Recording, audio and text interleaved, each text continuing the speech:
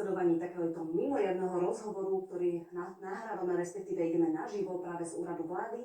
Vedľa mňa už sedí aj premiér Robert Fico, ktorému ďakujem, že nás takýmto spôsobom dokázal zaradiť aj do svojho programu. Pozvanie do vašej televízie a verím, že sa tu cítite dobre na úrade vlády. Ďakujem pekne. Ďakujeme teda ešte raz. Máme naozaj niekoľko tém, ktoré by sme mohli prebrať. Určite ľudí najviac zaujímajú aj tie potraviny a aj napríklad aj cena benzínu. Bola to teda pomerne silná téma. Ak ale dovolíte, ešte by som dala jednu takú úvodnú otázku na základe posledných takých informácií, čo priniesli české médiá, hlavne ohľadom toho, že západné štáty veľmi pečlivo filtrujú správy, ktoré zo spravodajských agentúr, ktoré zdieľajú so Slovenskom. Hlavne tie informácie, ktoré sa týkajú teda Ruska a Ukrajiny. Jeden zdroj dokonca priamo povedal, že situácia... No však ako to vnímate, je to pravda, alebo nie je to pravda? Taký pokus tu už raz bol, keď premiér Fiala rozprával, že on si musel upraviť vystúpenie predtým, ako išiel vystúpiť, lebo nechce povedať nejaké informácie, aby som ich náhodou nepočul. Ale premiér Fiala si vždy upravuje svoje vystúpenie. Tak dobre, každý má právo si svoje vystúpenie upravovať. A táto hra, ktorá sa valí proti Slovensku ze Českej republiky, je smiešná, pretože Slovensko je absolútne dôveryhodný partner vo všetkých štruktúrach. Mal som teraz možnosť na zasadnutí Európskej rady hovoriť s viacerými premiérmi a sa hlavne téma týkala spoločného rokovania vlád ukrajinskej a slovenskej v Michalovciach. A všetci uznali, že jedna vec je dať tank na vagón a poslať ho zabíjať ľudí a druhá vec je dať elektrinu, plyn Ukrajine. Teda to, čo životne Ukrajina v tomto okamihu potrebuje. Takže je to blbosť. Netreba sa tým vôbec zaoberať. Čiže nie je pravda, že by nejaké informácie nezdieľali, nemáte také vedomosti? Prosím vás, keby možno vedeli naši českí partneri, o čom všetko my hovoríme s partnermi v NATO, o čom všetko hovoríme s partnermi v Európskej únie, by sa sami čudovali, ale to je hra, ja to nebudem komentovať. Mňa prekvapuje iba to, že naďalej pokračuje tendencia českej vlády zasahovať do vnútroštátnych záležitostí Slovenskej republiky. My to odmietame. A pripomínam ešte raz, na Slovensko sa chodí s klobúkom v ruke a nie s klobúkom na hlave. A to hovorím každému. A takto úctivo sa aj my správame ku každému vo svete. Kto chce priateľské vzťahy, tak nech ich má, ale toto sú hry, ktoré ja odmietam. Sú to hry proti vláde, ktorú vediem. Samozrejme, že sú štáty v Európskej únie, aj vládna reprezentácia v Českej republike by privítala, keby to bola vláda pána Šimečka. No ale sorry, jednoducho je to inak. Ľudia rozhodli v septembri v roku 2023 inak. Podľa vás teda takéto nejaké zaujímavé napríklad aj Francúzsko, alebo práve tieto zdroje, že sa s vami nezdieľajú informácie, napríklad tvrdia aj francúzske zdroje práve preto, že nie je to teda len tá Česká republika. Česká republika už teda aj v minulosti mala nejaké výhrady, čiže to áno, tomu ste sa vyjadrili, ale v prípade napríklad týchto krajín. Viete, môže to Francúzsko sa týkať, môžu tie informácie o vyslania vojsk. Ako to bolo, tak nemôžete ísť na rokovanie, kde je 100 ľudí a prísť tam s informáciou, že ide uvažovať Západ o vyslaní vojakov NATO na Ukrajinu a sa spoliehať, že tam je 100 ľudí, že takáto informácia nikdy nevyjde ako návonok. Ja som to nepúšťal akože bokom. Ja som sa postavil na tlačovú konferenciu a povedal som, že vysielanie vojakov NATO na Ukrajinu bola téma stretnutia v Paríži, čo nakoniec potvrdil aj samotný prezident Macron.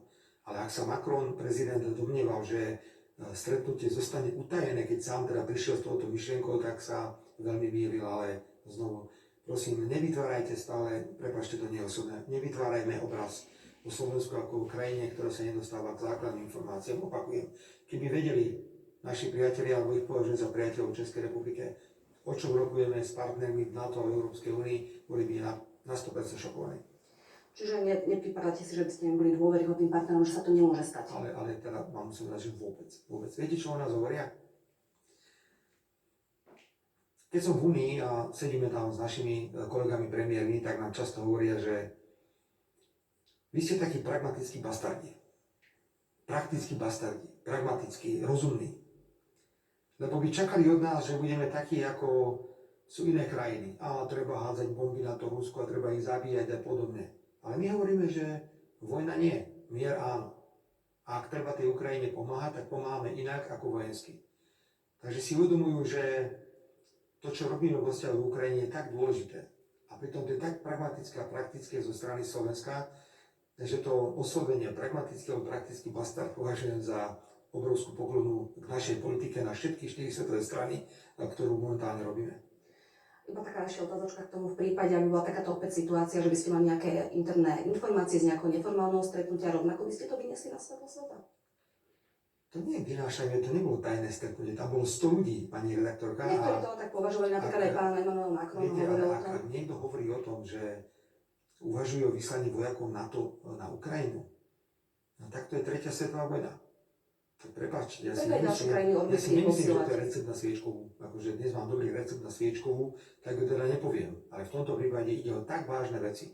Veď si uvedomte, že ten nápad je vo vzduchu, ale stále platí, že takéto rozhodnutie nepadlo a ani nepadne, lebo si uvedomujú, že to nemôže byť súboj NATO a Ruska.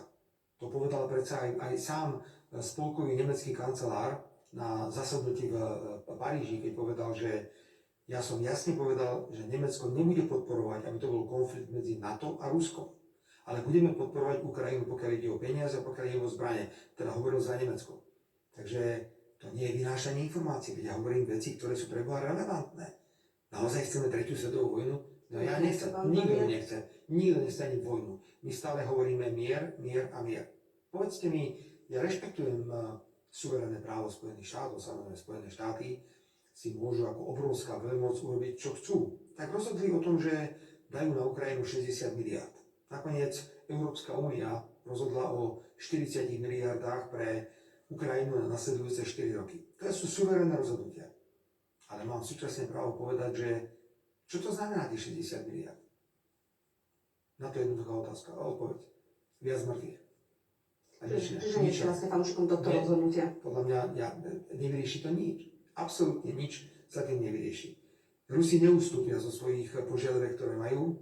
Rusi neodídu z Donbasu, Luhanska. Rusi neodídu za Krymu. Neodídu. Môžete dať 300 miliard. Viete, to je tak. Kto nepochopí ruskú dušu, tak nepochopí nič. Ak niekto chce v tejto vojne byť víťazom, musí pochopiť ruskú dušu. Bohužiaľ, nikto tomu nechce rozumieť. A to je najväčšia chyba. Aká je teda tá ruská duša? Prosím? Aká je teda tá ruská duša? Ja netvrdím, že som expert na ruskú dušu, ale podľa mňa Západ nepochopil nič. Ak naďalej podporujeme stratégiu, ktorá nefunguje, tá stratégia nefunguje. Lejeme peniaze, zbranie, a my nie, našťastie, ja som to zastavil na Slovensku, na Ukrajinu, a nefunguje to. Však si čítať noviny. Už keď píše denník N, prepáčte, alebo denník SME, že Rusi získavajú väčšie a väčšie územné zisky na Ukrajine, ako to potom funguje? Tak čo spôsobí tých 60 miliard? Je to, sa budú lepšie brániť. Opakujem, je to právo. Ja to nebudem komentovať, je to právo Spojených štátov, sa rozhodli, ako sa rozhodli, je to ich suverénne právo. No ale nič to nevyrieši. Bude viac mŕtvych. O 3 roky budeme tam, kde sme. Minie sa 60 miliard na rakety, na zbrojné systémy, na transporty a nie na čo všetko, len budú všetci do Ríny. A Rusi budú tam, kde sú, ešte budú mať možno viacej území. Pán premiér, vy si myslíte, že v prípade, aby sa Ukrajina tak dlho nebranila, že by malo vôbec Rusko dôvod rokovať? Pani redaktorka, aký je váš názor? To nie je žiadne tajomstvo. Krátko po vzniku toho konfliktu v roku 2022 bola možnosť uzatvoriť mier v Istanbule. Boli milimeter od mieru. A museli by sa vzať území. Ktorý Ukrajine vyhovoval, pretože bolo tam hlavne o tom, že Ukrajina bude nezávislá, nebude členom NATO a ďalšie veci. Takto boli milimeter. Kto tam došiel? Boris Johnson. A bolo po dohode. Pretože Západ má stále v tej hlave nejakú fixnú ideu, že využijeme ten konflikt, ktorý je teraz medzi Ruskom a Ukrajinou, na to, aby sme zničili Rusko. To je celý problém. Viete, oni stále majú pocit, že toto je ono. Dáme Ukrajine všetky peniaze sveta, dáme jej všetky zbrane, dáme sankcie voči Rusku a budeme sa spoliehať, že Rusko klakne na kolená. Ale Rusko neklakne na kolená. Ak je Rus na kolene, tak len preto, lebo si zavezuje šnúrku na topánke. Ale nie kvôli tomu, že sa ide vzdať. Prosím, pochopím to konečne. Toto nemá vojenské riešenie. A miliardy eur pri všetkom rešpekte k Spojeným štátom majú na to právo, znamenajú len to, že fedrujeme vojnový konflikt, ktorého výsledkom bude iba ďalších 100 000 mŕtvych na jednej a druhej strane, bez toho, aby došlo k akémukoľvek posunu, pokiaľ ide o to, čo sa momentálne na Ukrajine. Rusko sa ale teraz napríklad nechce zúčastniť práve toho prvého takého kroku tým mierovým rokovaniam, tá mierová konferencia, ktorá má byť v júni. Rusko povedal, že tam nepríde. Pani redaktorka, považujem to za chybu. A povedal som, že by bolo veľmi správne, keby Rusko vo Švajčiarsku bolo. Otázka je, či tam prídu Spojené štáty. Otázka je, či tam bude Čína. No ak tam nebudú Spojené štáty, ak tam nebude Čína, ak tam nebude Rusko, tak to bude pekné stretnutie krajín z celého sveta, ktoré majú rozdielne názory na vec. Pozrite sa na Brazíliu. Obrovská veľmoc, ekonomická už dnes, ktorá hovorí úplne možno rovnakým slovníkom, ako hovorí vláda, ktorej som predsedom tu na Slovensku. Zoberte si, aký má postoj k tomu India, aký postoj má k tomu Čína. Preto na jednej strane tvrdím, že to je chyba, že tam Rusko nejde. Ak tam nepôjdu ani Američania, ani Číňania, bude to ešte horšie. Na druhej strane je fakt, že my sami nevieme, čo chceme. Pretože ak sa bavíme o tejto téme v rámci Európskej únie alebo v rámci celého sveta, tak zistujeme, že tu je veľa krajín, ktoré majú iný názor. My sme si tak nejako dali do hlav, že len to je svet, čo hovorí Európska únia, ale svet je podstatne väčší. V Európskej únii žije, ja neviem, 0,5 miliardy obyvateľov, ale my máme dnes niekoľko miliárd ľudí na Slovensku. Sú krajiny ako je Čína alebo India, ktoré majú 1,5 miliardy obyvateľov. Čiže Čína a India majú možno 6-krát viac obyvateľov, ako má Európska únia. A majú tam úplne iný názor na tú vojnu na Ukrajine. Takže netlačme kaleráby ľuďom do hlavy, že len to, čo je v únii, sa hovorí všade na svete. Svet je iný, svet je veľký. A v tom svete majú ľudia často úplne iný názor na tú vojnu. Otázka je, či sa dá vyrokovať vôbec nejaký mier, pokiaľ nebude chodiť na tie stretnutia, napríklad Rusko. Pani redaktorka, Či tam tá vôľa ja vás chápem. Viete, môžeme teraz teoretizovať. Ja vám poviem, že z hľadiska medzinárodného práva platí, že Ukrajina si zaslúži suverenitu, nedotknuteľnosť územia, suverenitu hraníc. Ste garantovali na tom stretnutí? To je medzinárodné právo. A potom máte realitu. Máte realitu, že máte Rusko, ktoré je plne angažované v Luhansku a v Donbase a na Kryme. A čo si chcete robiť? Akože kto je? Zdania územia sa nebude dať vyrokovať. Ten mier bude bolestivý pre všetkých. Úplne pre všetkých. Ak teda sa niekde dosiahne. Len moja zásada je, že radšej sa 10 rokov zabíjať za rokovacím stolom v hádkach a hľadať nejaké riešenie, ako 10 rokov si robiť voči sebe na ďalšie a ďalšie útoky zbraniami, ktoré zabíjajú množstvo ľudí. Ako presvedčiť do Ruska, aby išlo rokovať napríklad? Jednu vec. Okamžité zastavenie vojenských operácií, okamžité zastavenie. Na dennej báze tam zomiera obrovské množstvo ľudí. Ale viete, keď padli rozhodnutia, že ďalšie zbrania, ďalšie peniaze, ďalšie zbrania, ďalšie peniaze, to čo ideme bojovať do posledného Ukrajinca? Neskôr, že sa vojna, by sa práve Rusko stiahlo, že zatiaľ sa stiahnu a budú môcť rokovať za tým rokom. Ale sa nestiahnu nikde, byte realisti. Jednoducho sú tam. Ja to neschvaľujem. Ja som predsa povedal, že použitie ruskej vojenskej síly bolo v rozpore s medzinárodným právom. Opakujem, to stále je nejaká realita. A tá realita vás nepustí. Ale všetci to vieme. Všetci to vieme. Stratégia, ktorá bola použitá voči Rusku, nefunguje a túto stratégiu naďalej podporujeme. Ja ju nepodporujem, ja tvrdím, že s Ukrajinou sa treba baviť inak. My sme to ukázali v tých Michalovciach.